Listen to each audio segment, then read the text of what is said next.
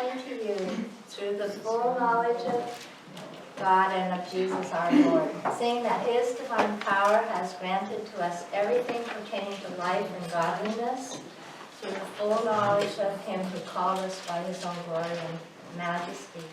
For by these things he has granted to us his precious and magnificent promises, in order that through them we may become partakers of the divine nature, having escaped the corruption of the world by lust.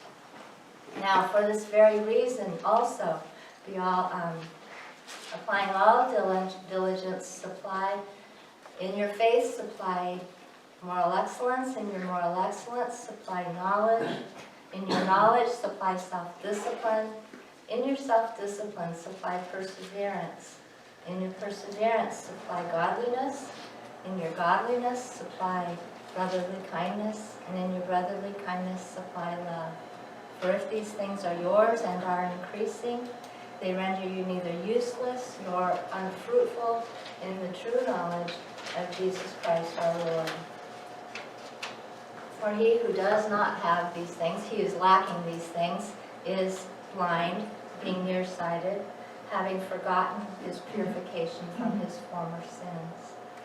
Therefore, brethren, be all the more diligent to make certain of his choosing and calling of you.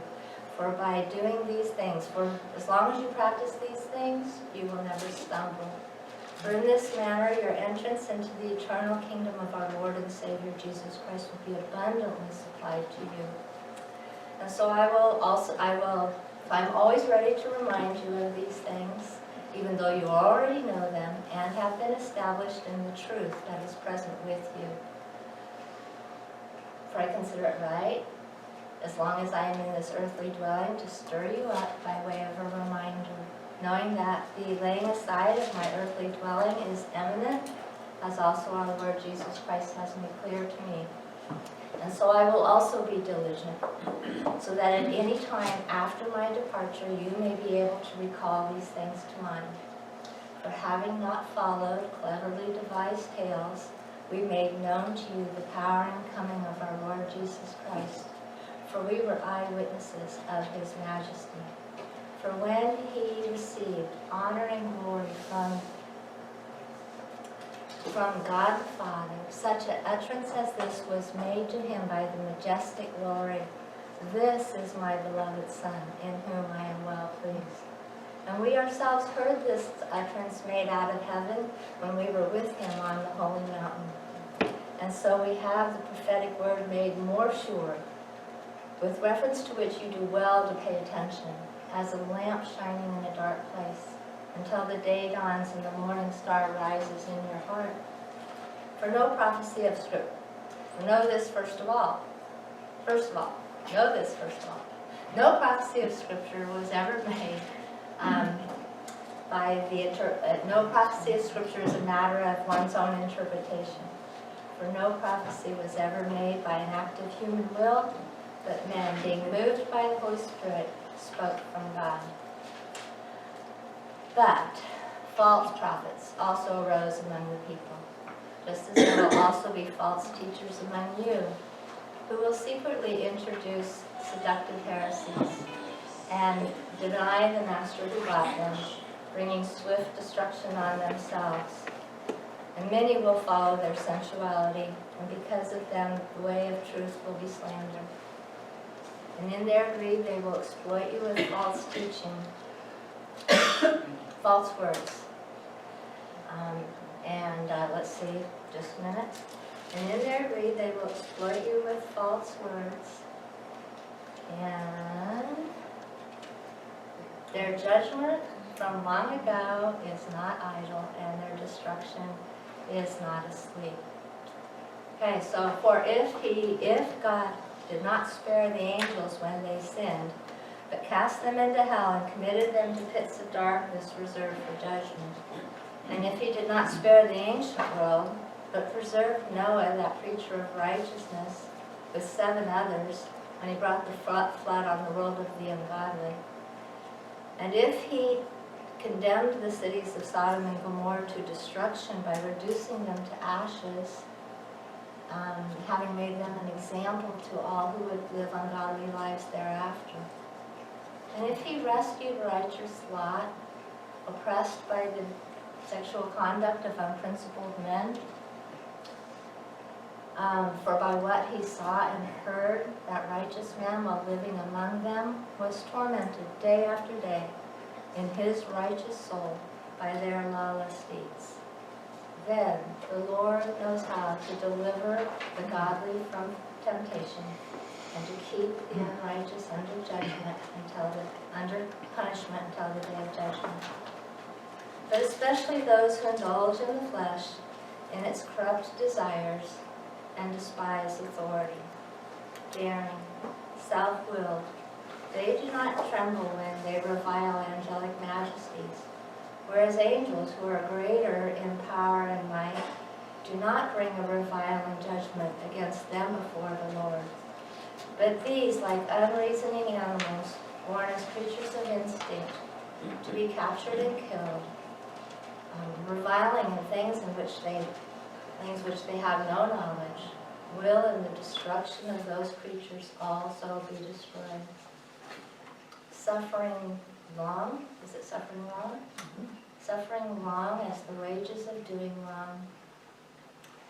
They take pleasure in reveling in the daytime. They are stains and defects, stains and blemishes, reveling in their deceptions as they carouse with you.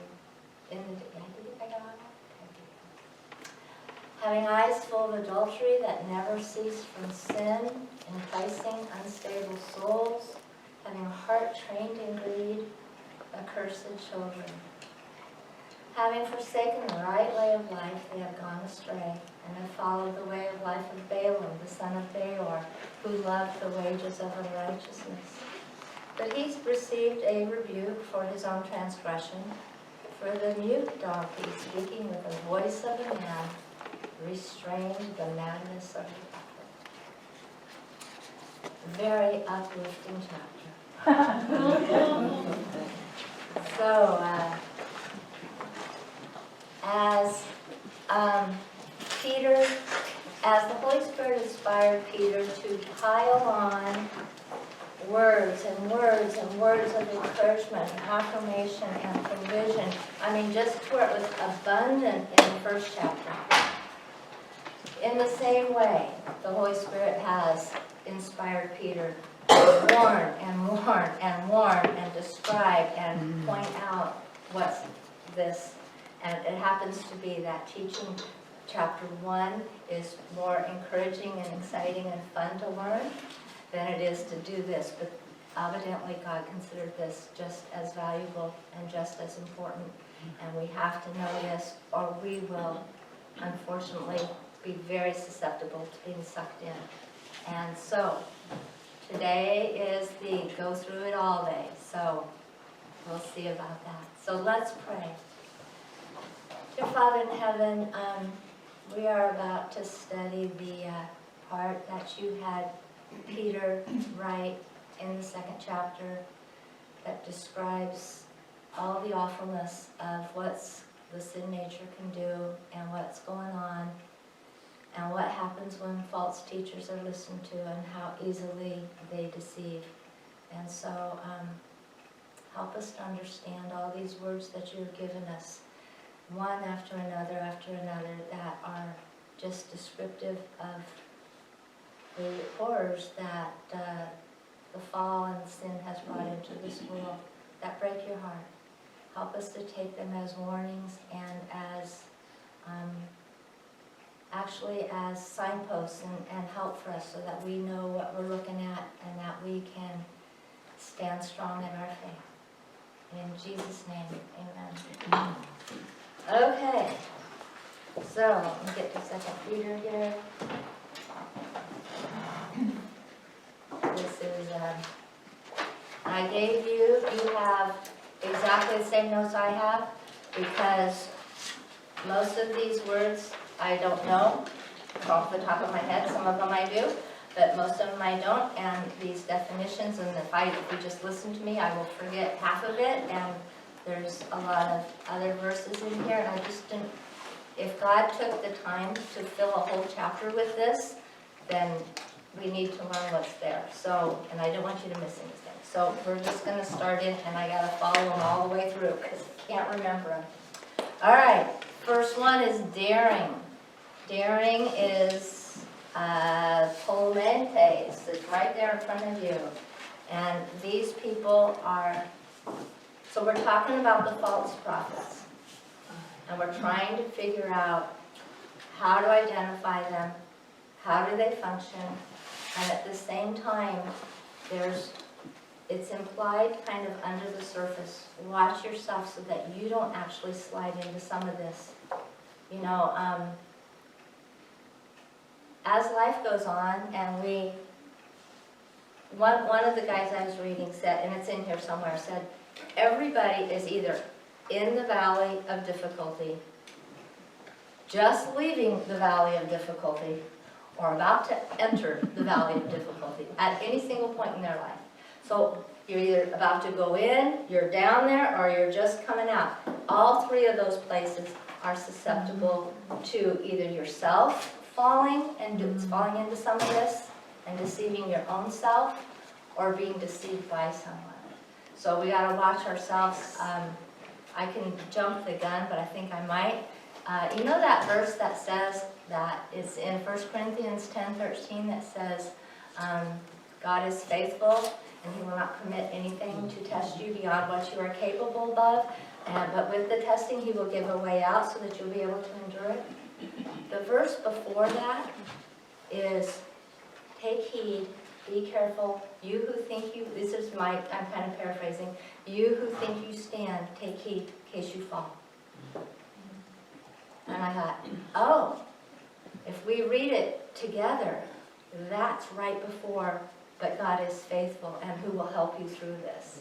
So I thought, okay, let's go into this, not only looking out for what other people might do to us, but looking at what we might do to ourselves. I have deceived myself in my life and suffered the consequences from it. So none of us, I mean, I'm sure everybody could say there's been some areas where you go, whoa, that was not smart of me to do. And it had consequences, and I was deceived, and I did it to myself. So that's one of our main goals, is to watch our own selves in this. And yeah, so that's what I've been going through all week and watching that. So daring is bold, reckless, audacious, brazenly doing what defies what is right with no concern for the consequences for oneself or others. That's the first description in this little section. And we are starting a new sentence by Peter, and that's his first word. And you go, whoa, okay. It's his very first word. You don't even care about the consequences to yourself or to others. You run into somebody like that, and it's hard to, I mean, I don't think like that, hopefully, most of the time. And so it does have that particular word. There are times if you were a Greek expert and you were reading the New Testament, which I can't hardly do, but just letting you know if somebody could do that, you would come across this exact same word for courageous, bravery, in a positive sense. So it's the word itself can be used either in a negative sense or a positive sense, and that is depending on the context. Okay? So here it's definitely not a positive sense. Self-willed is self-satisfied, sensual pleasure, hedonistic. It is the idea that the chief goal of life is to please yourself, and self-gratification above all else. And sometimes that happens while you appear to be serving God. So that is another description of what these people are like. Do not tremble, that's tremo, and that's probably where we get tremble. And that's a physical reaction, so he's saying that, okay, and it goes, if you were going to revile an angel, and you didn't shake, there's a passage in Jude. So flip over to Jude. Jude's just a little bit away. And it's, I think, verse 8. I love how 2 Peter and Jude are telling us things about the Old Testament that the Old Testament doesn't tell us. So in there, when Moses dies, he's up on the mountain in Moab, and he gets to look over the promised land. He doesn't get to go into the promised land as far as stepping foot in the promised land. His first time was at the Transfiguration, unless there's another story that I don't know about, that's not written in. I kind of think that's cool, that moment where, Moses doesn't get to enter, but there he gets to be entered in the promised land. Just my personal thing there.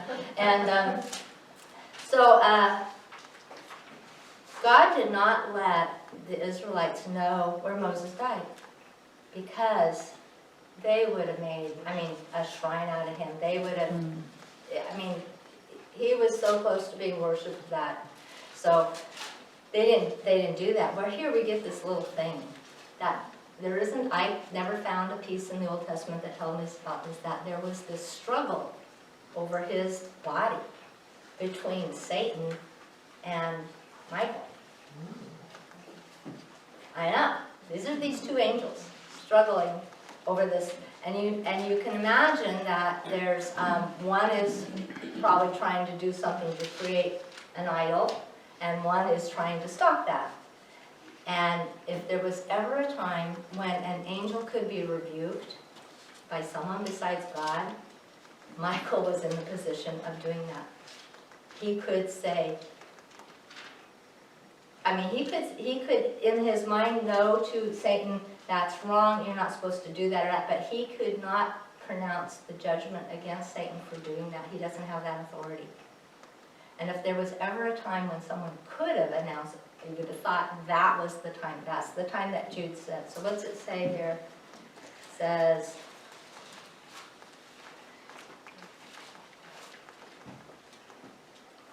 it's in verse 9. Okay, it says, yet in the same way these men also by dreaming defile the flesh and reject authority and revile angelic majesties. That is Jude and 2 Peter being a parallel. There's a lot of that. Okay, so, but when Michael, the archangel, when he disputed with the devil and argued over the body of Moses, did not dare to pronounce against him a railing judgment, but said, let the Lord rebuke you.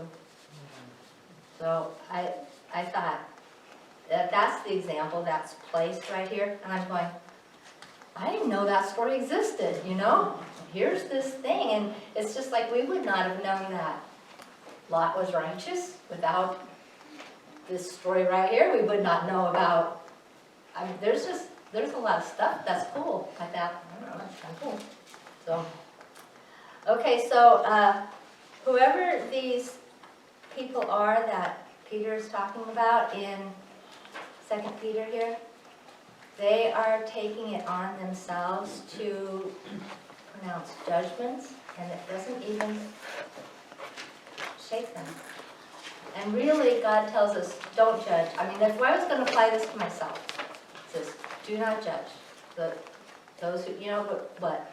Sermon on the Mount, Matthew chapter 7, judge not that you be not judged, for the judge that you pronounce, you will be judged. Okay, so Jesus is telling us, judgment is not for us. Judgment is for God. And even the angels obey that. But whatever's going on with these false teachers, they're not obeying that. They are taking, and to be honest with you, I looked all over for what does this story actually refer to. What is Peter actually referring to? And as far as I know, nobody can figure it out. So the best I had was that illustration of Michael and Satan fighting over Moses' body. So other than that, what this is about, I'm not really sure. But the angels, as the next verse says, will not do it back. So whoever it is who's passing judgment will not get, and the word, I should tell you, if I'm all over the place, it's because this was not an easy passage, all right? So I'm just telling you. In verse let's see, in verse 10, your Bibles may say majestic authorities, they may say all kinds of things, but may not say the word angel. Is that right? Does anybody have a 2 Peter? Yeah, 2 Peter 2. Celestial beings. Celestial beings, what else do you have? Majestic grandeurs, anything different? Okay, so the word angel is not actually in there. It doesn't say majestic angels. It says doxa. And so there's all this speculation of who these doxa are. Right? Are they glorious angels? Are they grand leaders in the church? Are they whoever? The reason that a lot of the Bibles translated as angels is because in the very next verse, where it makes the comparison backwards, you really do have the word angels. Mm-hmm. So in 11, where it says whereas angels, that's actually the word angels is in there. So that's why you get that translation in verse 10, because otherwise you're going to say, it's going to say literally, especially those who indulge in the flesh and its corrupt desires and despise authority, daring self-will, they do not tremble when they revile glories. Mm-hmm. Okay, glorious ones or whatever. That would be how it would be translated. Okay, so who are those glorious ones? I don't know. If you guys figured that out, please text me and tell me, because I couldn't find it.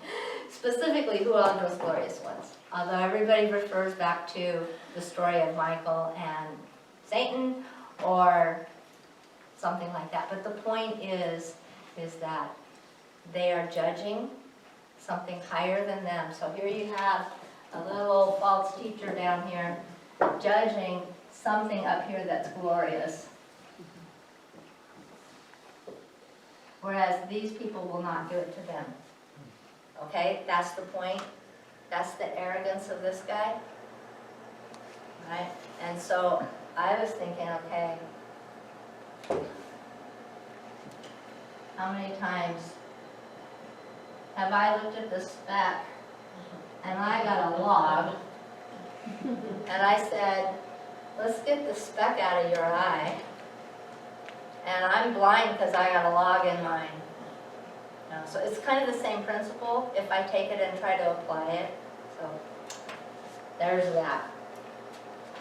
So they do not tremble when they revile. The word revile is actually blasphemeo. We learned that last week, what blasphemy is. And then there's the doxa. Whereas the angels, who are greater in might and power, do not bring blasphemeo against them. They do not bring a blasphemeo crisis. That's a blasphemeo judgment.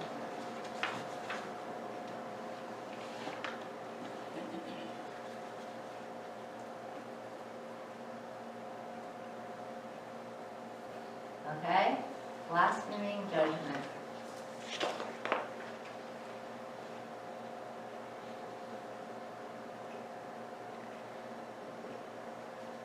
So do angels have emotions?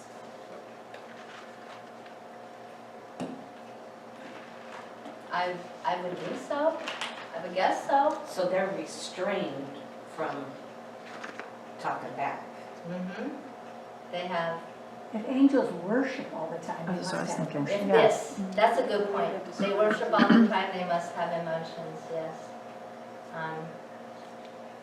Good question.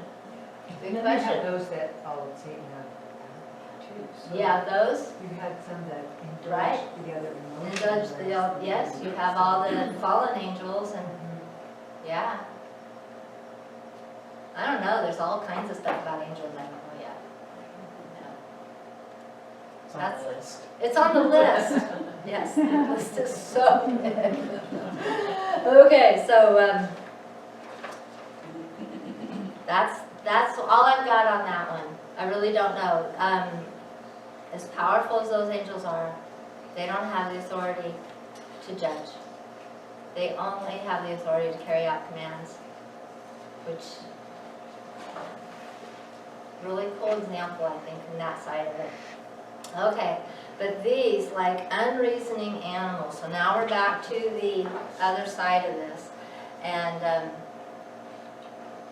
it really hit me how much Peter is laying it on thick. You know, he's going to describe it as very deceptive, but it doesn't seem deceptive. I mean, it seems blatantly obvious how these are, so you've got to figure out, at the end, the story is going to show us the deception. But the unreasoning, that's a cool, interesting word. You guys remember logos? Alright. Logos is a word for Jesus Christ, the word. But it's also in its basic generic form, it means a word to think, process, mental activity, that kind of stuff. So, logos, I'll put it in English for you. This is our un. So, alogos is no thinking. And that's the word. These unreasoning are like unreasoning animals. Animals that don't, you know, as much as I love the fact that my cat or dog, you know, we want to say that they're thinking this or that or not. They're actually not reasoning. If I say to them, you eat 4 bowls of that, cat, you're going to have a stomach ache. He's not going to reason that out and think it, you know. Well, you just burst my bubble, Debbie. I know. And no matter how much the dog wants the chocolate, it's just not, he's not going to come up. There's just not, and I know people are like out there trying to say that animals think, but no, they are all logos. They have instincts, I understand that. They know how to make sure they eat, and you know, the deer in my yard decide they don't want my poisonous daffodils, and so they don't eat those. They do want my beautiful tulips, which I no longer have because they're gone. And you know, so they do have some stuff like that where they can figure out instincts, but they really don't logically think anything out. So I just thought this was interesting that he used this word, alogos. No thinking going on. They're not thinking this out. They're like unreasoning animals. When you get down to reviling again, you got blasphemeo. You got blasphemeo all over this chapter, where they have no knowledge. That is an ook. You guys know ook, and the knowledge is, it's a different knowledge, but it's basic knowledge. And I didn't put it in there because it's just, that's what it is, just knowledge. So if the word meant what it said, I didn't like put it all in there. Okay, in the destruction, that's Phthora. Phthora is to shrivel, wither, spoil, ruin, deprave, corrupt, defile, deteriorate, decay, rot like a corpse. Oh, how sweet, huh? And it also refers to internal decay, like being eaten by maggots. Okay, so where they have no knowledge, in the destruction of these animals, they will be destroyed. So they are bringing about this upon themselves. And I just, like, after a little bit, I mean, we got 3 more pages to go through. After a little bit, I was going, Peter, I didn't know you knew so many awful words. I didn't know there were so many. But yeah, look at that. It refers to the rotting of one's morals. Well, Yeah. you can see that today. Yes, we can, can't we? We can see that today. And it reminds me of one of the Herods who tried to kill Peter and all those guys, and he gets sick the next day when he takes all the glory, and his stomach bursts open and all the maggots go flying out. I'm going, Yes. So we can take some consolation in today's times that people that are like this are not just living the good life. Inside, they have maggots and, Inside, I think they probably really appear like they're living the good life. If you ask them, they would probably say they're living the good life. They've probably deceived themselves into their living the good life, and probably deep, deep inside they go, who am I? Just like the girl in that movie, on that thing. Who am I, and why am I here? Do I have any purpose for existing, and what's going to happen to all my money after I die? can't take it with you. I know.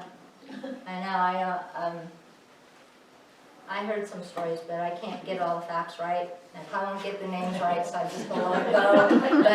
But somebody donated, I don't know, $500 million to something that I thought was, and they were praising it, and I'm going, and it wasn't necessarily, I thought, a good thing to donate, like to Planned Parenthood or something like that. And as a matter of fact, that's what it was. And I'm going, anyway, I was just thinking of the maggots. Okay, so then it crossed my mind that this description is entirely 180 from what we just learned in chapter 1. For we became partakers of the divine nature. So what's the opposite of maggots in your soul? Partaking of the divine nature. That was verse 3 of this book. And this is the exact same word. This word phthora is the same word that was used in verse 4 that we escaped from. Having escaped the corruption in the world by lust. You remember that verse? This is what God has taken us out of. So part of me kind of liked reading how bad it was, because I've been rescued out of here.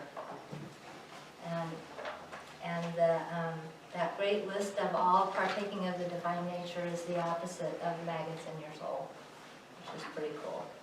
So I like that. So those creatures will also be destroyed. That word, phthiro, is the verb of the last word. So in the destruction, they will be destroyed.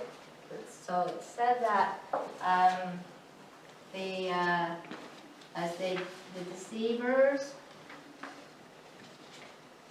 are themselves deceived.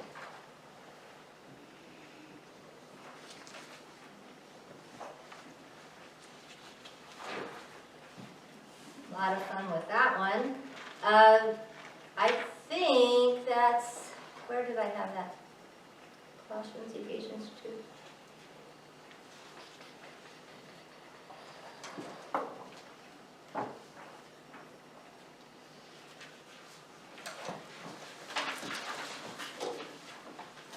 don't know if this is one. That in reference to your former manner of life, you lay aside the old self, which is being corrupted in accordance to this lusts of deceit. That's in Ephesians. That's what we've escaped from. Colossians 2:18 is something like that. And Jude 10 is something like that. So this is to overthrow, overturn, turn upside down, total ruin, catastrophe, destruction. So that takes us through chapter verse 12. Verse 13, suffering wrong as the wages of doing wrong. Doing wrong is, do you remember righteousness? The kaios.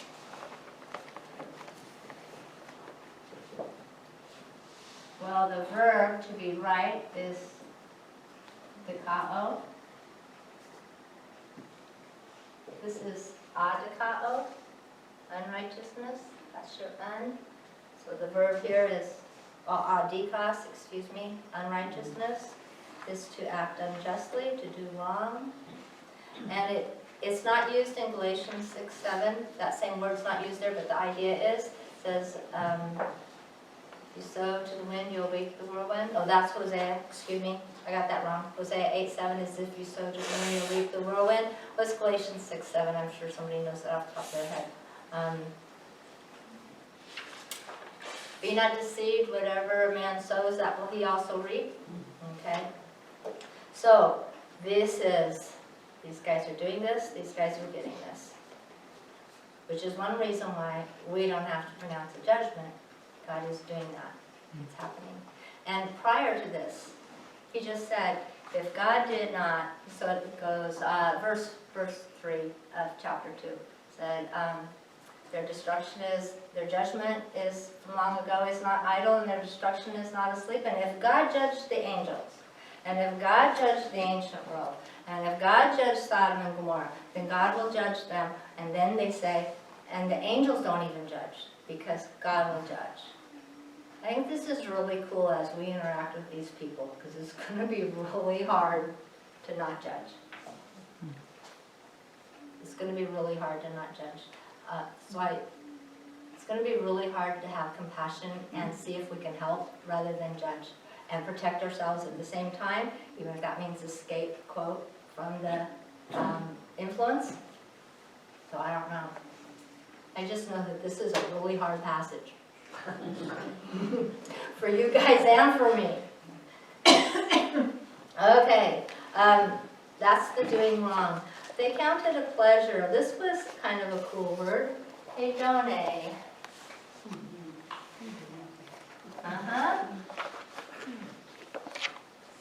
Hedone. Hedonistic. Hedone.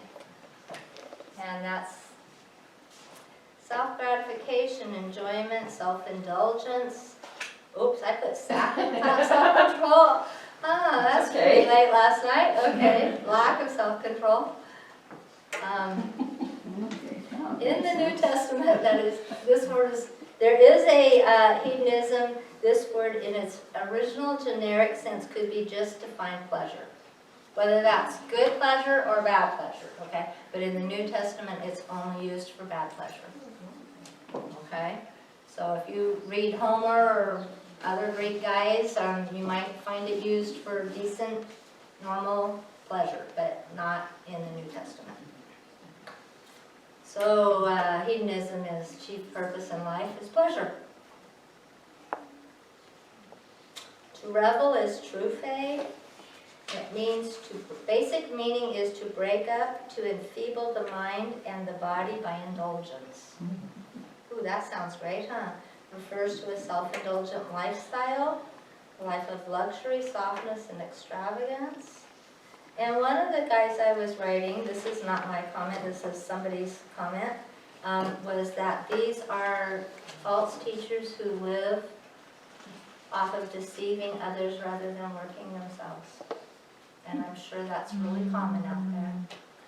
And it reminded me of 1 Thessalonians 2:9, because Paul gets to Thessalonica and he says, I worked day and night to not take anything from you. So as to not to distract from the gospel. And what he's basically saying is, I'm not one of these. And you can tell by the fact that I'm working day and night, trying to support myself. I won't take your money, and I'm going to teach you on top of that. And that's a big clue as to, and it just made me think of that. That is a big clue as to what the motivation of the teacher is. And that's what Paul said. And I've actually read over that a lot of times, and my thought was, okay, God, why is that so important to put that in there? And it was this like, finally goes, duh, Debbie, that's why it's so important to put that in there, so that you could see the motivation behind that. I thought that was pretty cool. To revel in the daytime. One of the guys I read said, even Roman culture, in their hedonistic, immoral, highly sexual society and culture, kept it at night. And here it says in the daytime. So the people who originally were reading this would have done that. What? In the daytime? No, you keep that at night. Like, people love the darkness because their deeds are dark. They rejected the light. It says that right after, like a few verses after John 3:16. reject the light because they love the darkness, their deeds are dark. These people are not even ashamed to put it in the daytime. That's like what's happening today. Uh-huh. It used to be in darkness, it used to be hidden. It used to And be now hidden. it is just open in your face and proud of it. And proud of it, And they yes. put little words to it, like day drinking. Oh, day drinking? day drinking. I haven't heard of that one. And it's usually, when I've heard it, it's usually referred to women drinking Oh, together. well, they are stains and blemishes. I could have shown you all the words for that, but they are stains and blemishes. They're just straight up stains and blemishes. And dirty and stainy and blemishes. So that's what those were. Reveling.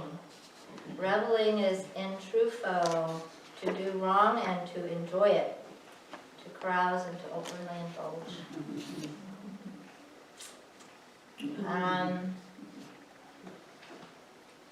Let's see Ephesians 5:27.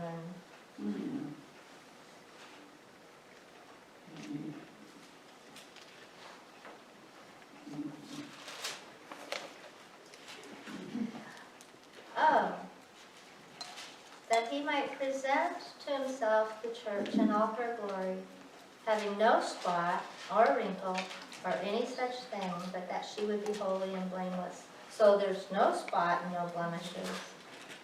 And that's kind of cool that that's what he gets to, that's what he's doing to us. I like that. So this was by contrast. 2 Peter 3:14 is like that. Oh, getting there.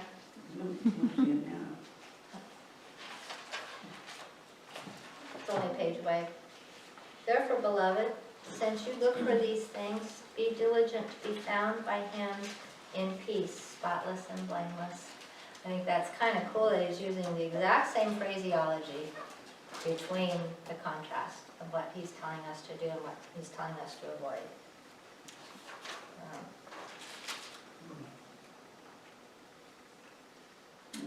We get reveling again, only this time it's the verb, another form of it, to wrongfully enjoy something. Oh, that's where I was just at. In their deceptions, apatao, that means deceit, delusion, deceive, beguile, give a false impression, to cheat, unethical enticement, seducing, misleading, or erroneous views concerning the truth. Oh, that's nice. Okay, Romans 16, this one I think had this quite a bit.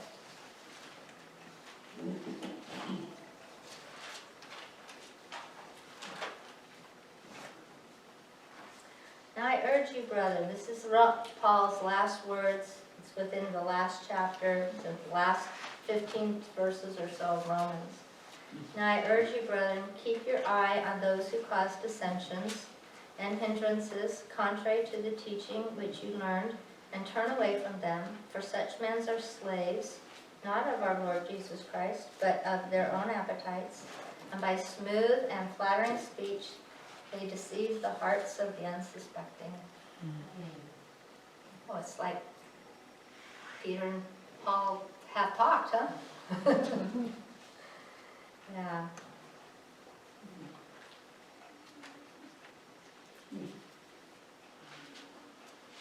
It's also, there's a lot of this in the Timothies. Doesn't that sound weird?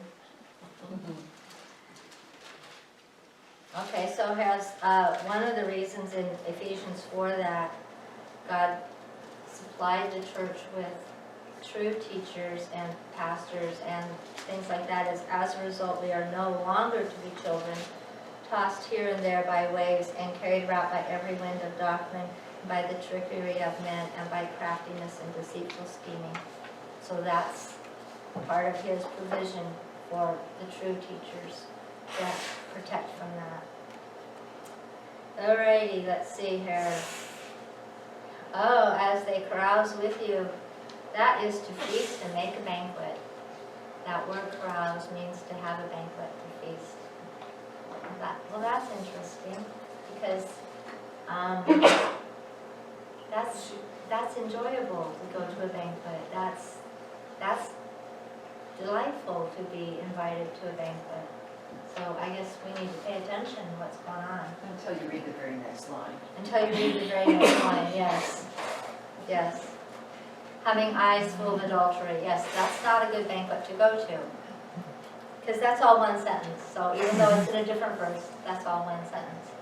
There's interesting stuff with that thing with the adultery that never cease from sin. This is both actual, real adultery, real enticement into that, real overwhelming, satiated desire for that, but it's also a spiritual adultery.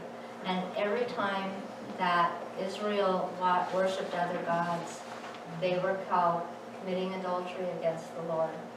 And as a matter of fact, the actual worship of idols involved the physical acts of that in its worship. If you, when they made the golden calf, it says that Aaron made the golden calf, and then he made the altar, and then they had a feast, and then they sat down to eat, and they stood up to play. Standing up to play is playing the harlot. So when Moses comes down and sees the golden idol, he's not only seeing the idol, he's seeing the process of worship for that idol. And I can see why he said, this covenant is already broken. And there it goes. And when it dawned on me So that there was sexual immorality in the worship of the idols. it was common, that was the common practice of the worship of idols, was sexual immorality, especially with the Baals. And they had male prostitutes, female prostitutes. It was all about that. That was engulfed in the Canaanite culture. There was child sacrifice to the animal. There's one, and I actually saw the old idol, but they would, because it was found in archaeology somewhere, but there's an idol with the big arms like this, and they had put a hole in the head of the idol so they could fill the idol's hollow, and milk would come out, and they'd put the baby there, and they would have the baby being fed while they lit it on fire. They lit it on fire. So they would put the baby in the arms of the idol, and the baby was supposedly being nourished, and they put it on fire. So when they, a lot of people, when they read the Old Testament, they say, how can God be so cruel to just wipe out these people? But when he said that back in Abraham's day, the sin of the Canaanite isn't complete yet, by the time of the Exodus, the sin of the Canaanite was overwhelming, and one of the gracious things he could do was to take those babies to heaven and to get those children out of that culture. And that they came in and they killed everybody. Because to be killed by a sword by an Israelite would have been merciful compared to the way they were killing their children. And I've never taught that to those kids or anything like that. But when I hear people talking about, and I've had those kids ask me these questions, how come God is so mean to kill the children? And I want to go,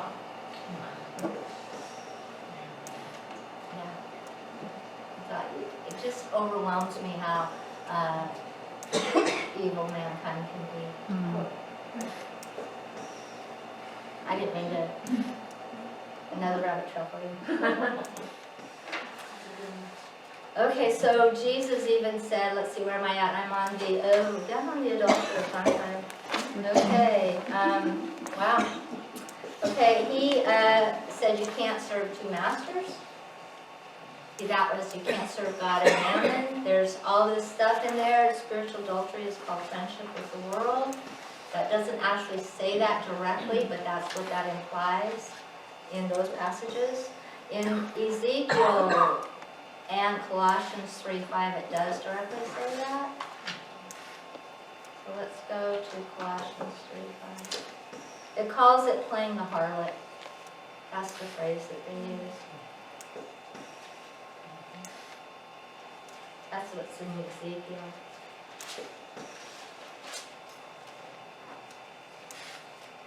Therefore consider the members of your earthly body dead to immorality, impurity, passion, evil desire, and greed, which amounts to idolatry. So I'm trying to make the connection between the sin and idolatry. Ezekiel says, Ezekiel was very nice. Just saying. 6:9. Ezekiel lived at the same time as Jeremiah. For those of you who read Jeremiah chapter 23, Ezekiel has a lot of stuff like that. 6:9. Then he's talking, this is Ezekiel talking to those who are in exile. Then those of you who escape will remember, oh, this is God through Ezekiel. Then those of you who escape will remember me among the nations to which they will be carried captive. Now how I have been hurt by their adulterous hearts, which turned away from me, and by their eyes, which played the harlot after their idols, and they will loathe themselves in their sight for their evils, for they have committed in which they have committed all these abominations. That's one of the reasons they were taken off into captivity. And you read the story of Jeremiah a little bit, you'll realize that they were doing that inside the temple.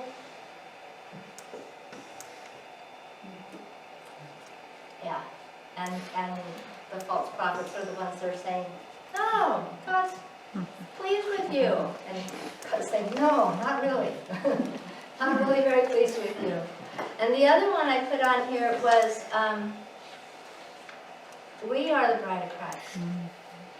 We need to really make sure we don't have those idols. And idols, and I'm not talking about, little horrible creatures with 17 arms that stick out all over the place. I'm talking about the things that interfere between you and God. And those are so easy to get. And if we are the bride of Christ, can you imagine the bride having that problem? And I just didn't want that, All right. Enticing.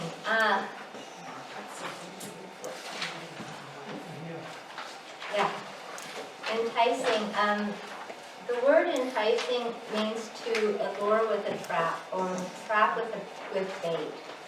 And bait does no good if the person you're baiting or if the thing you're baiting doesn't like that bait. And you don't put something on the end of a fishing hook that fish don't want to eat. You put what they want to eat on there. You put inside the trap what the rabbit wants to get in there and get to. You don't put, so if they're going to entice us, they're going to entice us with what we want. That's really important to know. That's all in that word, enticing. It's bait. It's hooking with a bait that you want. It's enticing. In James, it tells us that we do it to ourselves. And I go, oh, that was sweet. That was really sweet. Thank you, James. I appreciate that. Yeah.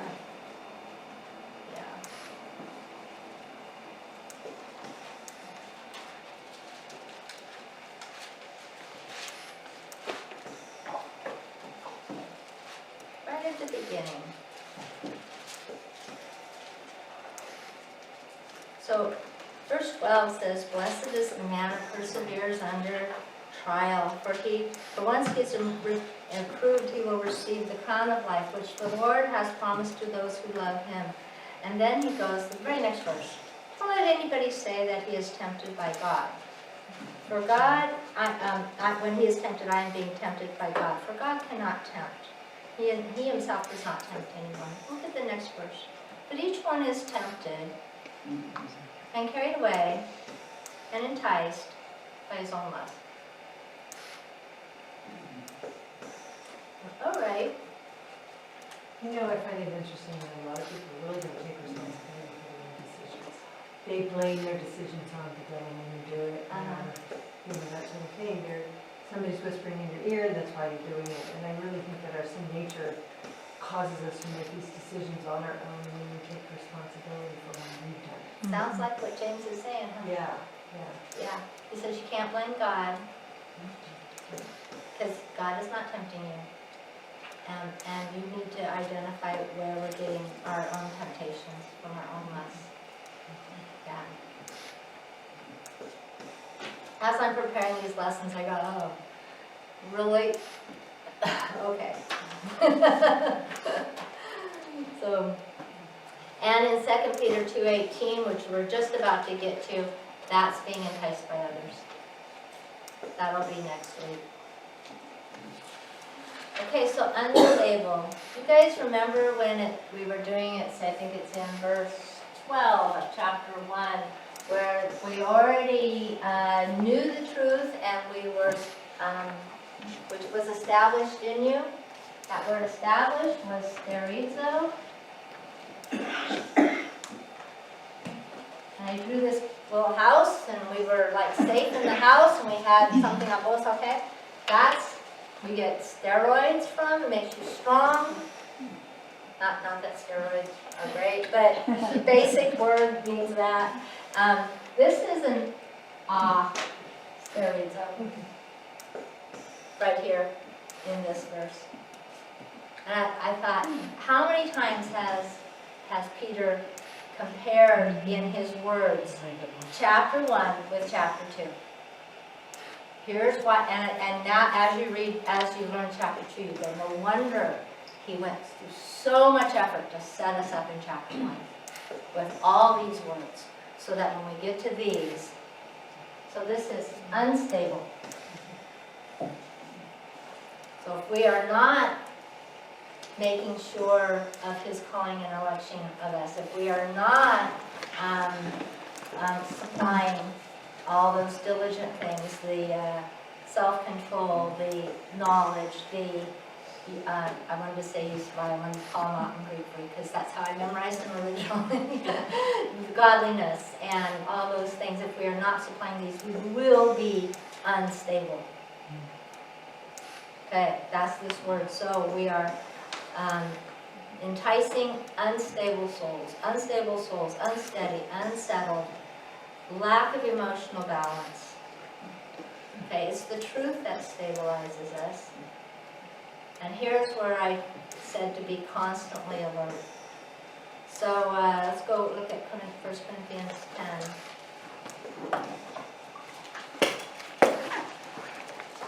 In 1 Corinthians 10, it's interesting that's this section because it's about the Exodus and the example that it was set and how the people had all these things and provided and they still acted immorally and didn't trust God. Am I in the right spot here? 1 Corinthians 10:12. Therefore, let no man who thinks he stands take heed that he does not fall. Let every man who thinks he stands take heed that he does not fall.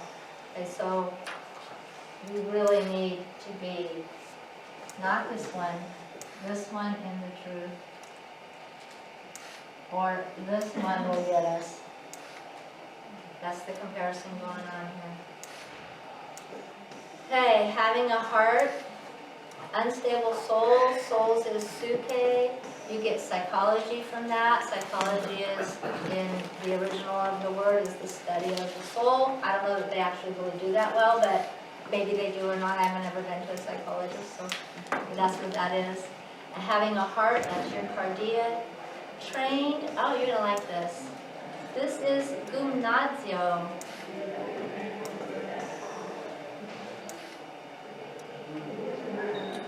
The men are a little loud. Okay, so this is a G, a U, an M, an N, A, Z, O. And in a lot of times when like a capital U looks like this. Now, does it look familiar? It's the gymnasium. Yes, this is where you get trained. This is where you go and you have diligent, self-control training. And these guys have diligently, self-controlled, trained themselves in evil.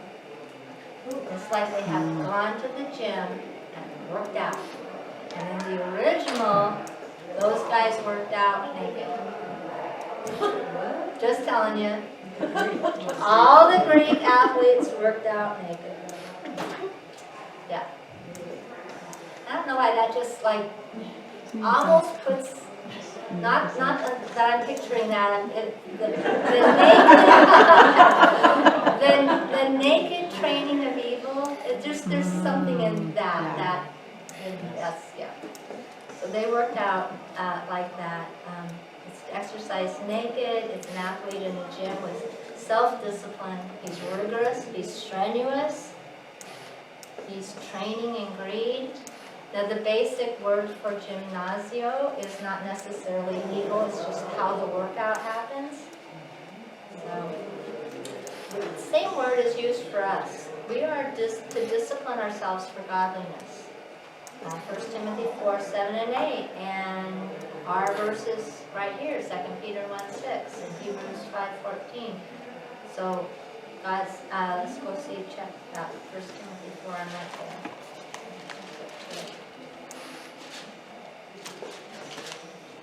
They have nothing to do with worldly fables fit only for old women. I have to ask God about that.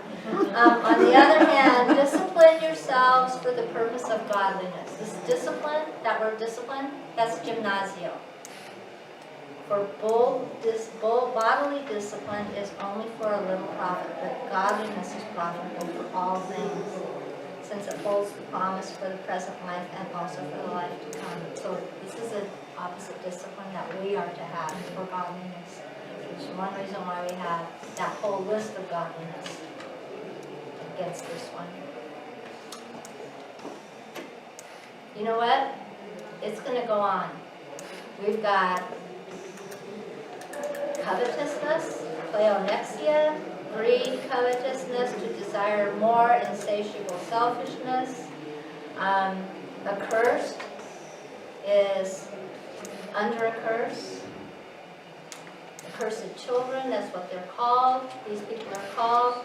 And then they have forsaken the right way. To forsake something implies you actually have some knowledge of it, or you can't forsake it.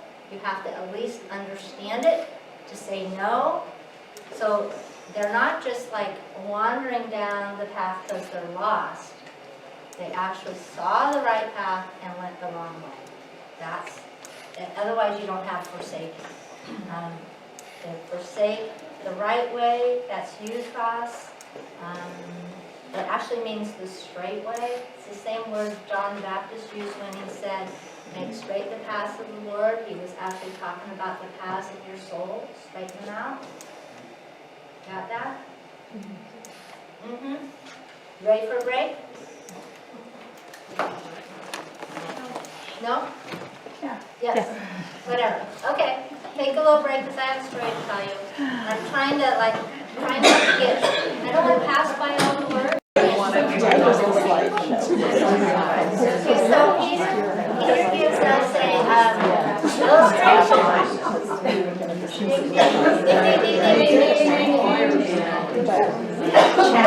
I'd like you to notice I am not participating. So Peter gives us an illustration, just like he did of judgment. He's going to give us an illustration of a false teacher. And yes. And so the illustration is Balaam. And you know how if you read the story of Lot in Genesis, you'd be hard-pressed to figure out where he was righteous. And yet Peter tells us 3 times he was righteous. Well, if you read the story of Balaam in the Old Testament, you would be hard-pressed to figure out where he's deceiving teacher. You'd be really hard-pressed. If you didn't have God telling us he's a deceiving teacher, you'd be hard pressed to figure out where he's a teacher. Have anybody actually read through those chapters and listened and read it in detail?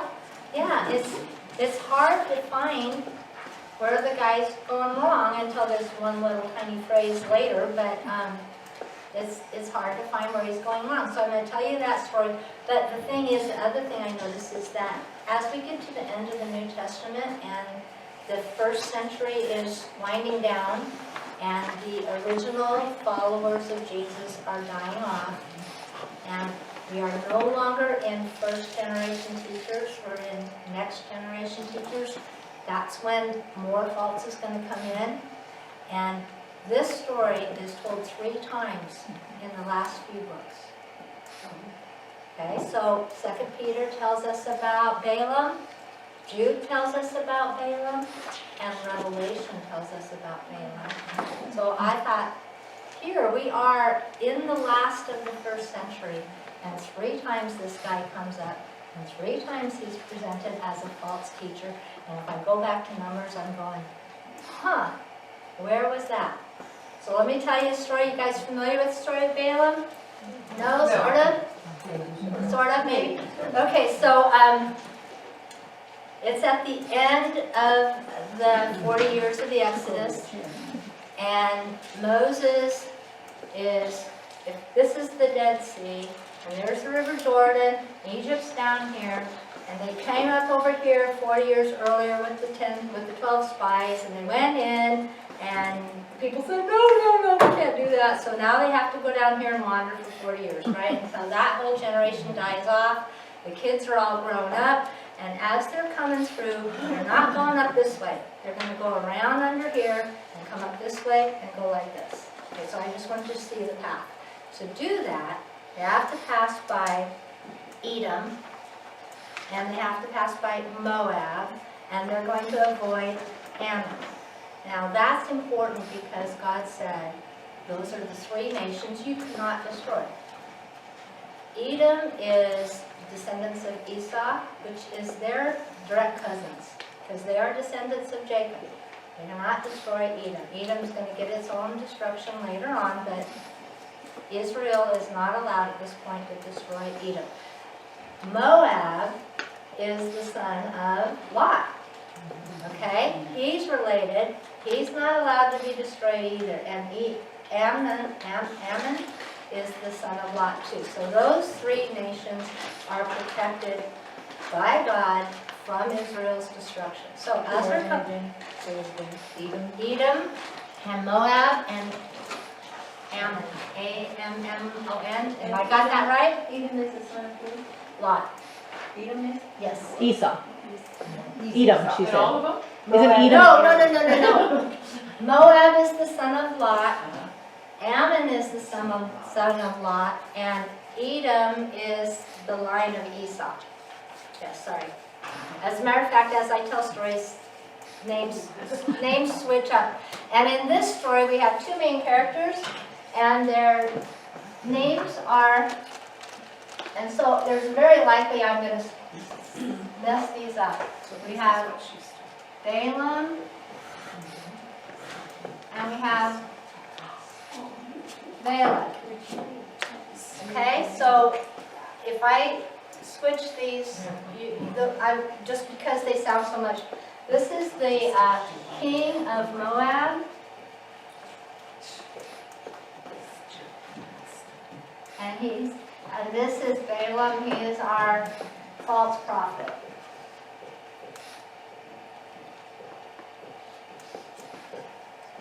Okay, so when they're going through this, Moses sends a letter to Edom down here at the bottom and says, we just want to pass through. We're not going to touch anything. We'll pay for your water. We will not let our cattle eat your grass. We're going to walk through. There's this thing called the King's Highway, which is like, I don't know, their freeway back then. And they're going to walk through and they're just going to go through. Can we please just go through? No, you cannot go through. All right. So they have to go all the way around and come up here. So when they get up here to Moab, they go, we're not going to conquer you. We just want to pass through. can we pass through? No, you cannot pass through. Okay, so we'll pay for the water, we'll do, and so, no, they cannot pass through. So they have to go around like this, and as they do that, they conquer different kings on the east side. You have Sihon and Og, and you have Midianites down there, and you've got different guys that they are allowed to conquer, and they do. And they come in, and it's, the standing army is around 600,000, but the total number of people has been estimated at 2 million. And they have all their cattle and all that, so as they are coming in, this looks like a massive swarm of people. How many people fill a Super Bowl stadium? 100,000? Maybe not even that many. Can you imagine 20 of those? And that many people are traveling? So I'm trying to give you a visual picture of what 2 million people look like. So Moab, they've already conquered these other nations, and they're ready to cross over. They're right across from Jericho. There's Jericho, here's the Jordan River, Dead Sea's right down there, and here's a little mountain right here, and they're all over the place trying to get across. They're waiting to get across. So, king of Moab, Balaam, absolute panic. They're going to destroy us. They've destroyed everybody. And all he had to do was listen to what was already said. They were saved. But he is in absolute panic. So he sends messengers. Where am I at on my map? Way over there. Over to by the Euphrates River to a famous guy who is a prophet of the Lord. That's how it's put. And he wants to hire him to come over here and curse Israel. Okay? His name is Balaam. So Balaam lives way over there, and he's a prophet, he's a seer, he's a whatever, and you really get the strong impression that he likes his money. Right? And he sells his skills, and he does curses, and he does blessings for highest price. But he does consult with God, and it does say that over and over, and he does talk to the Lord, and so I'm not going to evaluate where he is actually in reality spiritually, because I can't figure it out yet. Okay, just telling you. So, because God talks to him, and there's all these interactions, and so. Anyway, so they go over, he sends a delegation up there, and they get all the way up there, which is not a quick trip, and they come into Balaam's house, yes, and he goes, why are you guys here? And he goes, well, Balak, king of Moab, wants to hire you to curse the Israelites. And his first comment was, I can't curse anybody, God won't let me curse. And he goes, I'll bless who God tells me to bless, I will curse who God tells me to curse. Okay? So they go, well, we got a lot of money. And he goes, well, if the king of Moab gave me his whole house filled with gold and silver, and God said no, I still would not be able to curse the Israelites. And you can just, only because we know the end of the story, you can know that this is just eating his guts out to say that, because he wants that gold and silver. But, so he goes, and so they say, okay, whatever. And they go all the way back, and they tell Balak, I'm sorry, he can't do it. He has to do it. So he goes and he gets a bigger delegation of more important people, and he goes down to Midian, and he gets some of those kings, and he sends them all the way over to Balak a second time, and Balaam a second time, and he says, we got more money, more prestige, you gotta come do it. And Balaam goes, okay, let me ask God again. So God comes to him that night, and he goes, and the first time, I forgot this part. The first time that they were out there, God comes to him in the night while they're sleeping downstairs or whatever, right? So, and he goes, why are men here? He goes, well, they want me to go. I thought that's funny. God asked Balaam, why are men here? And he goes, well, they want me to go over and curse the Israelites. And he goes, you can't curse those Israelites. Those are my blessed people. You can't curse those. So that's how that, I mean, I am really taking with the wording on this, but you know. And so the second time God comes to Balaam and they're staying in the house, he goes, why are they back? He goes, well, they have more money this time, God. He doesn't say that. He goes, they really want me to curse the Israelites. And he goes, and you can just, knowing the end of the story, you can see God says, all right, God, it's like a kid who asks his parents, begs his parents 1,000 times for something that his parents finally they go, all right. So God says, all right, go, but you may not curse them. You may not say one thing that I don't tell you to say. You may only, so Balaam goes, great, I'm going to see if I can, So he heads out. And as he heads out, he starts to make this trip. He's on his donkey that happens to be his lifelong vehicle. Okay, it's not like it's a new donkey, it's the donkey he's had all his life, and his lifelong vehicle, and he's taking care of this donkey. And the angel of the Lord, which has been estimated as probably God the Son pre-incarnate, stands in the path because even though God said, yeah, go ahead and go, he's really not doing what God wants him to do, right? And God, I'm sure Balaam knows this, I'm sure God knows this, I'm sure this is clear, or the judgment wouldn't be fair, and God's always fair.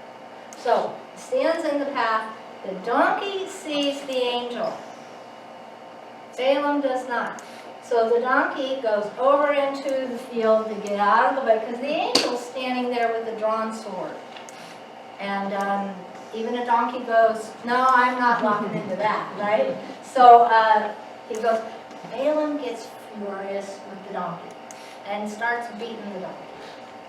Okay, so the donkey gets back on the road, and Balaam gets back on the donkey, and they go a little bit further. Now it's a little tiny, narrower way, and in order for the donkey to get out of the way of the sword, he has to smash Balaam's leg up against the wall.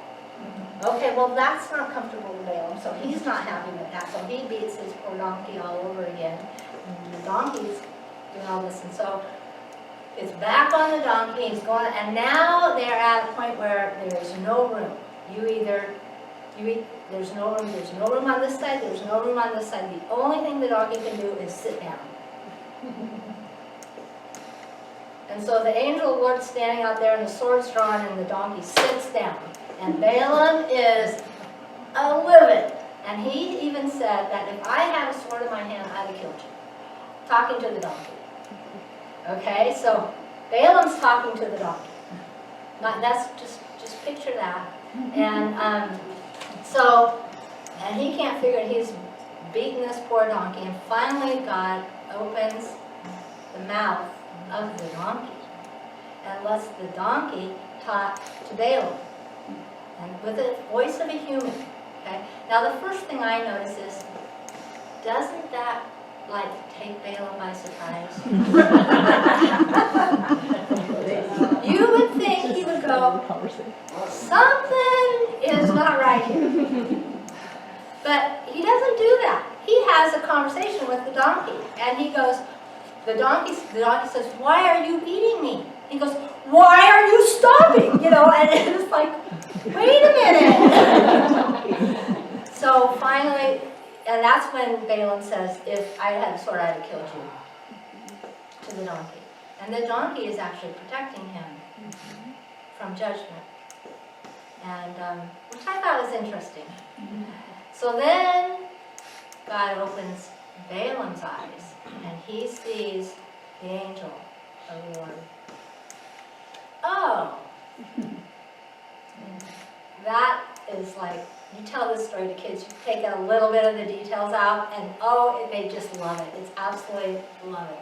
And so the angel of the Lord, Balaam says to the angel, you want me to go back? And he goes, no, now I want you to go, but you will only say what I tell you to say. Okay, so this should be like blazing clear in Balaam's mind. But he has a really strong lust pattern for money. So he makes it all the way to Israel, and he meets with Balak, Balak is thrilled. He comes out, he takes Balaam up onto this hill where he's looking over some of the people of the Israelites. He goes, I want you to curse these guys. And Balaam goes, I think I've told you, I can only say what God tells me to say. All right? So Balak goes, what do you want me to do? Balaam goes, well, let's see. Build 7 altars and sacrifice a ox and just a minute, something else on each, I know it, it's just right there, on each one. And when you're done, I will do my prophecy. Okay, so Balak is all excited, he gets it all done, and Balaam stands up there and he goes, this is a blessed nation. And he goes on and he gives the great blessing to Israel. Okay? And one of the things, in those, if you read it, there's some really cool things. One of the statements that is used a lot is, one of the things Balaam says is, God is not a man that he can lie. I've heard that used a lot. That came out of Balaam's mouth. I thought, that's cool. So anyway, he's all done with his blessing. Balak is furious. I hired you, I brought you out here, I got this money for you, you're supposed to curse these guys so that we can win and beat them in war, and you just gave them a great blessing. He goes, and then, so he's really mad. So he goes, I got an idea. Let's go over to that hill. On that hill, you can curse them. Yeah, the logic is great, huh? So they go over to that hill, and he goes, what should I do? And he goes, you should build 7 altars. And we should sacrifice, it's a ram. A bull and a ram on each 7 altars. So Balak is all ready. He does that. He sacrifices and gets all ready. All right, and Balaam stands up there, and this is a blessed nation. Da-da-da-da-da, and he talks all kinds of stuff. I'm leaving half of the story out. And Balak is not very happy, obviously. Okay, so he's really mad this time. So now they go to the highest mountain where they can see the most. And Balak goes, here. Here will be the place you can curse the people. So Balaam says, fine. He goes, what should I do? You should build 7 altars, and on each altar you should sacrifice a ram and a bull, so they go through all this. That's very expensive stuff back then, and so they go through all this, and Balaam gets up there ready to say his thing, and he goes, this is a blessed nation. And then one of the other things he says, and in the 3rd time, is he goes, and out of you will come a star of Jacob that will have a scepter, and from the tribe of Judah. And we get the prophecy of the star of Jesus Christ from Balaam on the 3rd hill when he's supposed to curse Israelites, and he gives this amazing prophecy. I just want to smile all over and laugh and giggle at God's sense of humor on this one. But so he gets really done, and now Balak is like beside himself. And he goes, I told you, Balaam says, I told you, I can only say what God said. And that's the end of the narrative for there. So you go through there and you go, now why is Balaam considered a false prophet? Why is he the illustration? Well, there's a little tiny bit more to the story. Just a little piece. So as Balak, and he goes again, if you filled your whole house with gold and silver, I couldn't take it to bless. And you just know it's eaten at him, and he's trying to figure out how to get the money. He goes, but let me just give you some advice. So he can't do a prophecy, he can just give some advice. So you don't hear the advice, and but within a little bit, the beautiful women of Midian, which is partners with Moab at the time, come and visit the camp of the Israelites.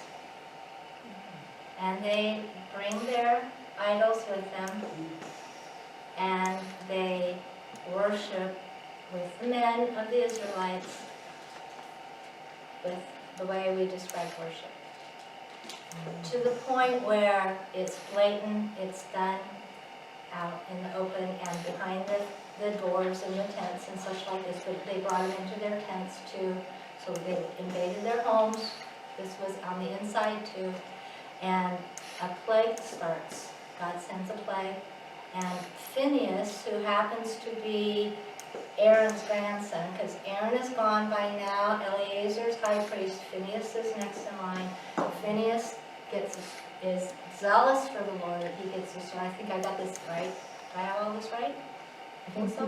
All right. Gets the sword, and he actually has to kill the Israelite men who are engaging in this thing. Okay? And he has to kill the Midianite women who are also engaging in this thing. And 24,000 Israelite men die in this plague.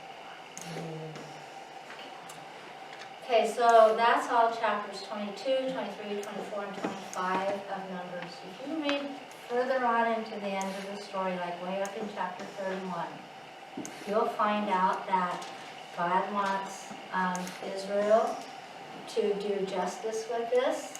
The rest of Israel, the ones that were not contaminated by this thing, and he wants them to go down to Midian and wipe out Midian as judgment on them. He can't touch Moab and do Midian. And Balaam is down there for now, and he gets killed by the sword.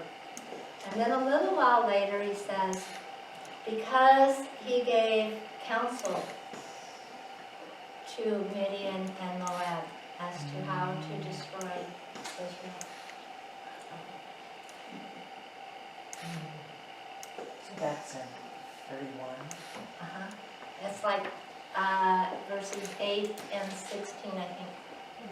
Yeah, that was what he did. That's what that false teacher did. So here he said, now he said what God wanted to say, and I'm not taking away from all the prophecies. Those are absolutely true. But let's by application. He said everything right. He applied it wrong, and he gave wrong actions and wrong lifestyle, and for the motive of money. And as far as I can tell, that's the illustration for the false prophet. And that's the only illustration for the false prophet we got. Whereas the illustration for the judgments, we got 3. The illustration for the false prophet, we got 1. Oh, it says it, that's what the story is in 2 Peter. In Jude 11, it says, woe to them, for they have gone the way of Cain. They have rushed headlong into the error of Balaam, and have perished in the rebellion of Korah. I didn't tell you about the rebellion of Korah, but we're not studying Jude at the moment, but that's very pertinent. So go to Revelation chapter 2, when Jesus Christ is directly talking to the 7 churches. And he's in Pergamum. And he says, and to the angel of the church of Pergamum, the one who has the sharp two-edged sword, says this, I know where you dwell, where Satan's throne is, and that you hold fast my name, and did not deny my faith, even in the days of Antipas, my witness, my faithful one, who was killed among you, where Satan dwells. So listen to this. But I have a few things against you, because you have here some who hold to the teaching of Balaam, who kept teaching Balak to put a stumbling block before the sons of Israel, to eat things sacrificed to idols, and to commit acts of immorality. So that's what he did.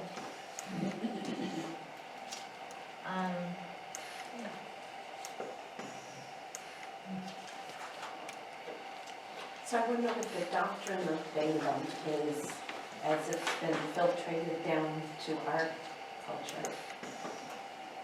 I mean, I could speculate based on the story. You could probably speculate yourself based on the story. You happen to know by watching the news that that problem exists throughout Christianity, whereas leaders function that way. Oh, woe to those leaders. Right? So, And to the followers. and to the followers, The and leaders more than anything do, I mean, the leaders, and the leaders are the ones that are really gonna get that. they're gonna get some hard stuff. The followers too, but Followers too, I want to seriously pay attention to these words just for my own soul, so I don't even slightly get sucked into something. You know, because as soon as you're going through one of those valleys and you are in need and something is, you're hurting and you're, whatever is happening and you're slightly depressed or you're discouraged or you're whatever, and someone dangles what you want and what looks good, then this is a good, that's a very susceptible time to being sucked into this. So I think that's the warning to take home from today's lesson, because we have one more really hard lesson before we get out of chapter 2. Just warning. Just warning. I don't have a homework assignment for you unless you want to read the story of Balaam. You're in Numbers 22 through 25, and the little aftermath is in 31 verses 8 and 16. The other thing you could do, I thought of doing, was reading the last half of the first chapter of Romans. The last half of the first chapter of Romans very much tells this same kind of story. And if you read the beginning of chapter 3, usually we read the end of chapter 3 where it says, "The just shall live by faith." The beginning of chapter 3 says, "There is none righteous, no, not one. There is none that does good. There is none that seeks God. There is none whatsoever." And I thought, it's nice for me to remember where I really started. I started in the exact same position as these guys. And as it says in the very first verse of our book, that because I've received a faith through the righteousness of God, I've been rescued out of this. So otherwise, there we go. Dear Father in heaven, we thank you for the hard words. They're really hard words. It's a really hard story. It's a really hard lesson, but we thank you for that. If you didn't give us the hard lessons, what would we be like? We would be a mess. And so I thank you for this protection and for teaching us what it looks like, what false teaching looks like, what false teaching behaves like, what happens to them, and how you have promised to rescue us out of it. And I ask that one more time that you would take care of this nation and help us to shine as a light to this nation that is not following you very well and bringing in lots of legislation that's against your laws. And these things I ask